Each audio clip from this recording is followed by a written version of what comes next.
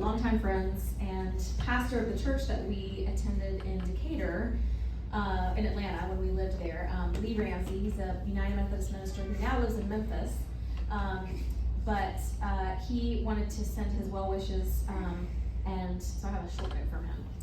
Joe and I have been close friends for going on 40 years now, over half of both our lives, and although Joe is considerably older, in the early days of our friendship, which took hold when he and Betty became actively involved at St. Paul United Methodist Church in Atlanta, where Mary Leslie and I were co-ministers, we discovered that we shared not only a mutual commitment to ministry, but a love of, obsession with, literature.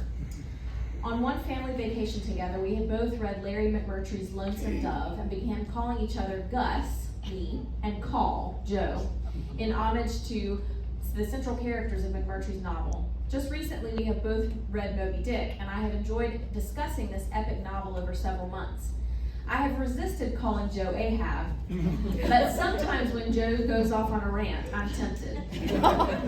Joe's lengthy tenure and influential track record at Emory and Henry surely merits grand celebration, as does his having reached the milestone of 70 years old while still going strong.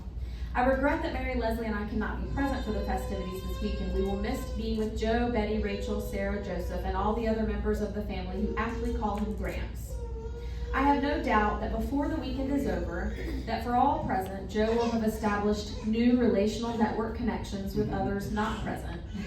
In other words, Joe knows everybody in the universe, especially if your universe happens to be Mississippi, Methodism, Emory University, Emory and Henry, Wesleyan College, Candler School of Theology, or anywhere else where Joe may have met someone, however briefly, who has some connection with you or the current topic of conversation.